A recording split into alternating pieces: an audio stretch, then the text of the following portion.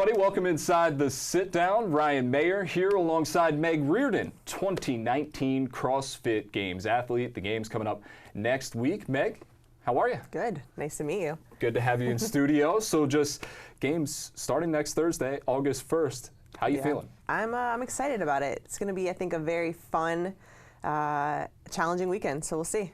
Now, you're coming off of games experience prior. Yes. You competed back in 2016. What was the biggest lesson you took away from that first appearance in the CrossFit Games? Because obviously, training throughout the year, much different from what you're going to experience once they're programming the workouts there. Everything's a little bit different this year in general.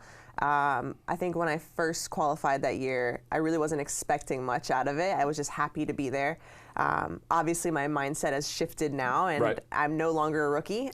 So now that I'm considered a veteran, I want to go out there and really prove to myself that I belong out there. So I'm hoping for a top 10 finish this year. So yeah, that's the goal. We'll see. All right. Now, during that time, the intervening 3 years here, what's been the biggest takeaway for you? Because I know that you've done some other interviews, and we're talking a little bit about being overtrained for those games. So what's it been like here for you? I've had really to have to shift my mindset and kind of create the balance, because a lot of times athletes do overtrain often, and you're spent, doing the same things, and it's very monotonous in the gym every day. So being able to kind of have that balance, separate everything, and also just have a really good mindset. Like, you have to enjoy being in the gym and doing these things, otherwise it's not even worth it, So I recently this year switched to a new coach and a new program and stuff like that, and being able to find a coach that really understands you and understands what you need, and then going in the gym and just doing your best every day. And that's kind of what has been a big growth process for me the last 3 years. I mean, I was close a couple times making it back, but there are still some things I needed to tweak and fine tune. And so I think this has been a really successful year so far, and I'm excited to see where it takes us. Yeah, you mentioned a successful year qualifying, not just as an individual, but also as part of a team as well. Team Invictus Boston winning the French Throwdown. So just take me through that experience a little bit, because you're in Paris for CrossFit French Throwdown. Just what was that like? I mean, the whole year I was able to go to Iceland with them as well, and then a couple spots throughout the country, and just compete with them on a team. I had actually never competed on a team before. It was amazing. It's such a cool experience. I, grew up playing team sports and stuff like that. So it was a really, really exciting time. Being in France, we got to go see the Eiffel Tower, and then the next day we were competing. So yeah, it was a ton of fun. I was so happy I was able to do that. Now, you mentioned playing team sports growing up. Take me back a little bit to when you're growing up, because obviously CrossFit on the newer end of things in terms of competitive sports. What was it that drew you to sports most? What was your sport growing up? So I played field hockey growing up. I did have a gymnastics background as well, which obviously helps in CrossFit a ton. So yeah, I played field hockey in college, and actually my coach in college was the one who kind of suggested trying it. She was doing it at the time, and I was like, yeah, why not? Like, let's go and try out a class. Instantly hooked. It's a competitive thing. You want to be better than you were yesterday. So I was able to start training while I was in college as well, and kind of do CrossFit. It was more like a part-time thing, just to help with help with the training for field hockey. Exactly. And then once I graduated, I was like, I would love to do this competitively. It just would be really fun, which it happens to a lot of collegiate athletes. A lot of them transition from the college sport into CrossFit, doing it competitively. So it was a good transition. Now, so for you, it was really just about continuing that competition cycle and getting into CrossFit. You mentioned it hooking you right away. What was it about? Because this isn't, as you mentioned, it's a team sport background that you're coming from. This is largely, for the most part, individual. What was it that hooked you? I think it was just the community and the atmosphere. Everyone, even though you're doing your own workout, everyone around you is suffering with you, and everyone was sweating and throwing their bodies down on the ground. But it was so much fun, and it made you want to be there every day and spend time there. It was like your best hour of the day. That's what a lot of CrossFit coaches preach, is like, we want everyone to have their best hour at the gym. So you come up, you show up, you're excited to be there, and then you're hopefully have a great rest of your day after that. So that's kind of what drew me into it. And then since then, I was like, all right, I also want to take this to a new level. Not everyone wants to do that. Some people just enjoy it and want to do it in their leisure time. But then I needed something else, because I was so competitive, and with that mindset, you really can't turn that off. So I was, when I found out you could be a professional CrossFit athlete, I was like, I at least want to try. Right. Why not?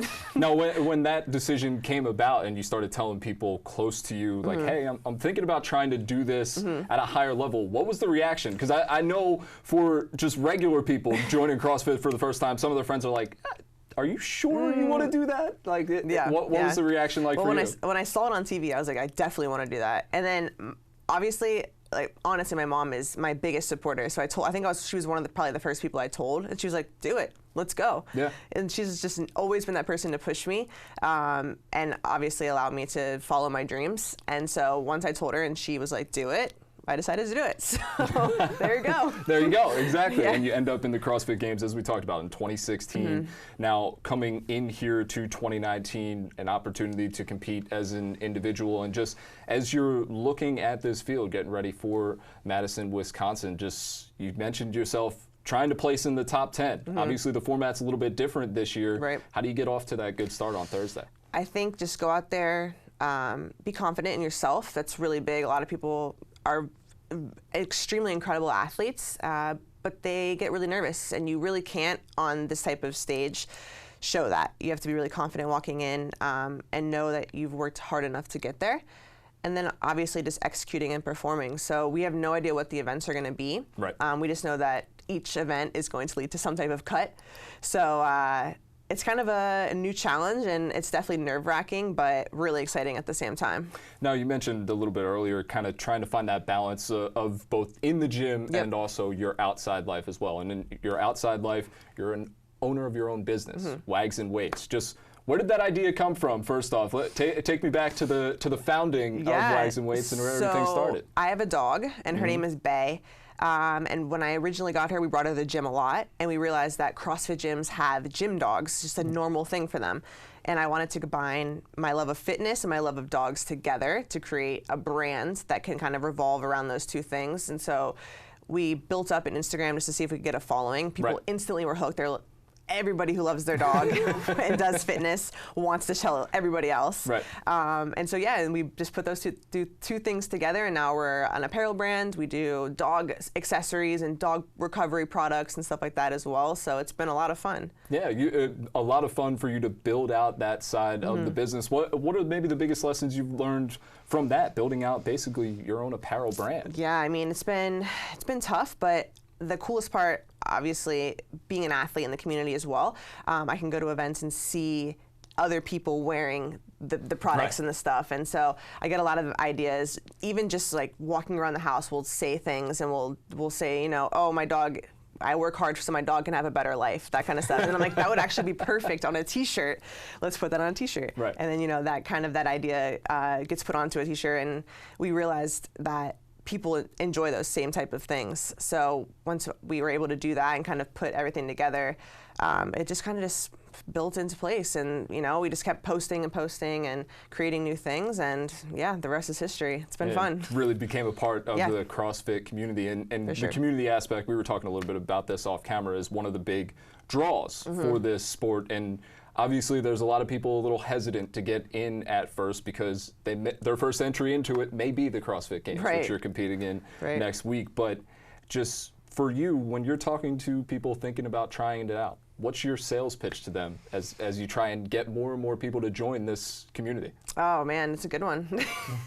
I think first and foremost, just be comfortable going in and knowing that everyone around you is going to suffer with you, and they're going to go through a workout together, and you're going to feel better when you leave. So if they can go in with that mindset and not worry about, maybe not knowing movements or thinking that someone else is watching them, they're not. The person next to them is also suffering just as much as they are, and you come out of that day feeling really good, and most of the time people really enjoy it and want to come back. And you yourself are a coach for CrossFit as well. Just what's been the best part of that experience for you? Well, specifically coach at CrossFit Queens, and the community is amazing. So many people are just so supportive and will follow your journey with whatever you do, with my company, and then also being a CrossFit Games athletes, people are just really, really happy and supportive. So it's been an amazing thing to come into such an awesome community, and we're really lucky. you mentioned that support, and that's a big thing for going to the CrossFit Games because it's not cheap, obviously, to travel to Madison, Wisconsin, and that support can help out a little bit in getting you there. So just what's it been like to see that, as you mentioned, CrossFit Queens community kind of come together and help you out there? Yeah, it's been amazing. Again, I'm so lucky. I mean, we created a shark T-shirt because the theme of this year is for Megatron is a giant shark. I don't know. I just kind of the idea sparked, and so we decided to put on a T-shirt, and obviously you've seen it. It's pretty cool. Yeah. So yeah, a lot of people were able to purchase that and kind of help toward getting to Madison, and it was great. People were really hooked on it. Now, Megatron, where does that nickname come from? Because that's splashed across your Instagram everywhere. Where does it come from? Honestly, I think one of my teammates in college started calling me that. And I was like, it kind of sticks, kind of sounds nice. It would probably be a really good Instagram name. And worked out well. And it worked out really well, exactly, yeah. Okay, all right. So as you come into this year, goal is the top 10, but as you're looking forward and projecting out here, obviously athletes always kind of have goals in mind, both for the year and the long term. Just where do you see yourself kind of taking this as we go forward? I think what I've done in the past, the mistake that I've made in the past is try to look too far ahead to the big, the bigger picture. Specifically with the sport, you really have to make sure you're enjoying every time you're in the gym, every part of the process. So I'm looking forward to competing next week, and then from there getting a little bit of rest and recovery, and hopefully, with the process and the journey, starting it back up again. I would love to see myself potentially competing a few more years individually. You just never know, so you just have to kind of see what happens. Finally, a resident here of New York, we were talking, again, off camera prior to this, saying you're not much of a Subway person. I'm not.